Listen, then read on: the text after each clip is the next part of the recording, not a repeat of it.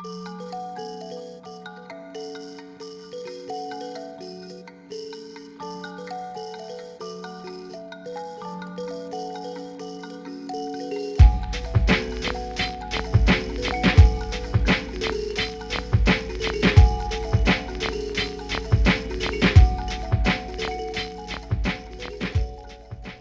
everybody, Nish here.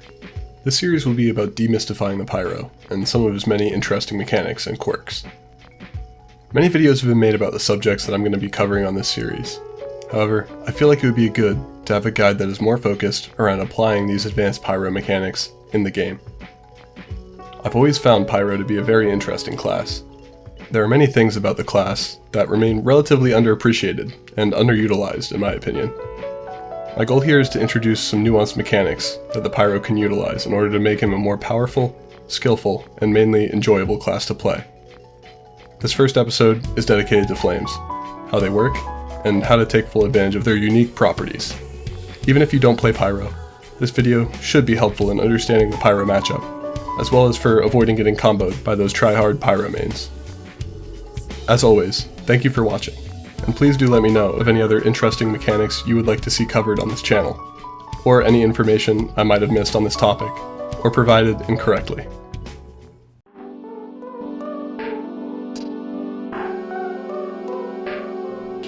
So, what do I mean by flame trapping?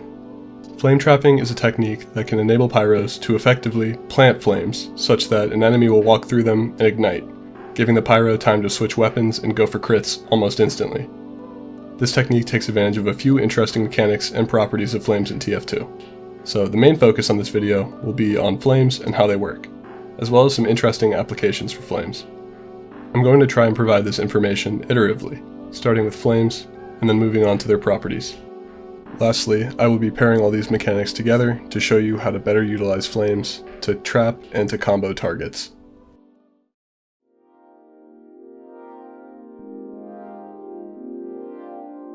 When the Pyro shoots his flames, several hitboxes are generated and then sent towards the target. These flame hitboxes have a random speed, spread, and lifetime. These random elements of the particles normally have very little impact on regular gameplay, but they should be noted when performing this technique, and you should have a good idea of how they work in general. The flame hitboxes can also be affected by the Pyro's movement speed, specifically moving forwards and backwards, as well as the angle at which they touch the ground or walls after they're generated.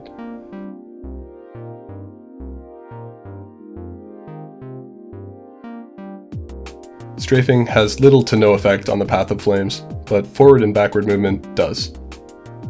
To view flame particles, type tf_debug_flamethrower1 in console. The main thing you should be paying attention to is the range of these flames, and how they spread and linger for a little while after they reach their maximum range. You may notice that there's two different hitboxes being shown here. The red being client-side flame particles and the blue being the true server-side hitbox that will ignite players when they walk into it.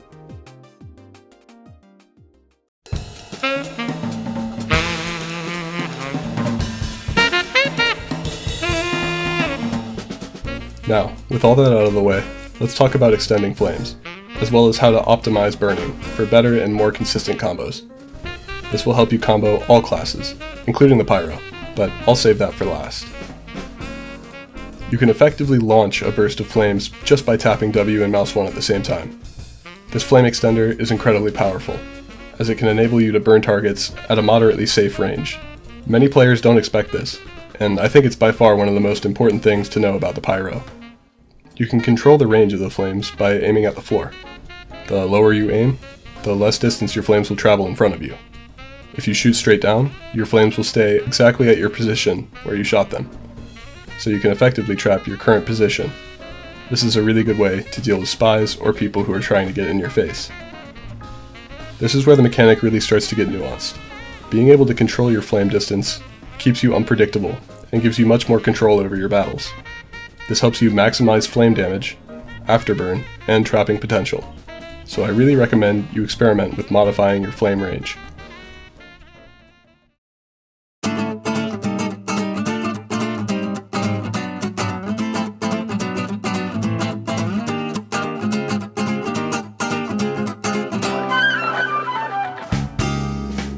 Since flames are really just small square projectiles that reach a certain distance and stay there for a brief, somewhat random amount of time, we can use this to our advantage to place them in the path of our opponents.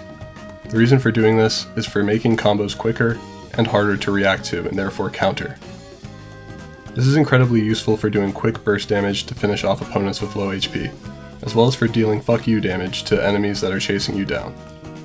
A really good application of this is when you're getting harassed by a scout at mid-range.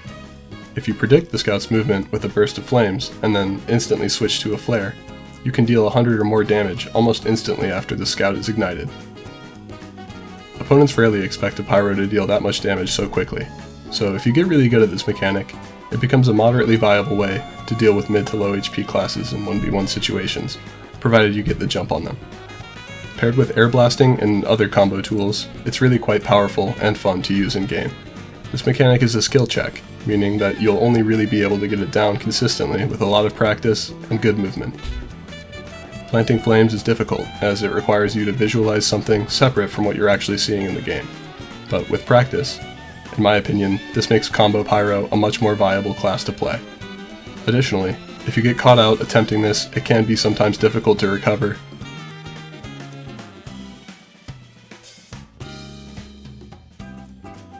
Finally, what you've all probably been waiting for, the Sketchek combo. This is a technique that combines pretty much everything I've talked about so far in order to get crit combos on other pyros. Essentially, you are just planting flames in the path of the pyro, or at max range from the pyro, and then switching to your combo weapon and, as soon as possible, firing.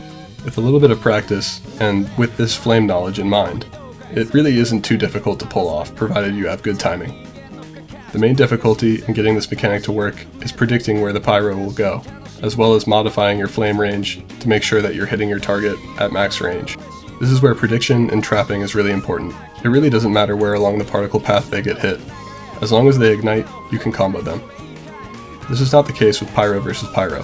When a pyro is ignited, they quickly extinguish, so it's really important that the flames are hitting the enemy pyro at their maximum range. This ensures that they stay on fire long enough for you to get a combo. My reasoning behind this is it gives you more time to switch, as well as can potentially extend the amount of time the enemy pyro is ignited if they keep intersecting with the hitboxes. By keeping everything I've mentioned so far in mind, it's pretty easy to see all of the possible ways you could get a crit on an enemy pyro. I hope everything I explained makes sense, and that you all learned something that will help you in-game.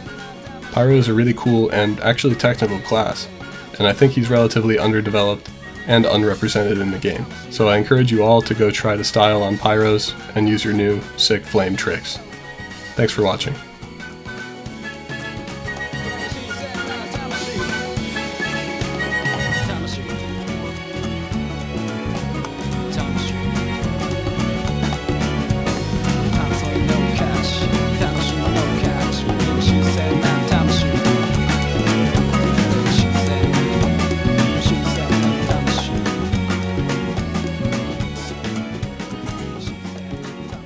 If you made it this far, congratulations. I hope you learned something in this video. If you have any feedback to give, or any criticism of this video, or the format that it's in, please don't hesitate to let me know in the comments. I want to make sure these videos are as entertaining and informative as possible. I'm not very used to making long-form content like this, so please forgive me for any editing or scripting issues. I hope to have those ironed out by the next episode. Thanks again for watching. And please subscribe if you want to see more content similar to this.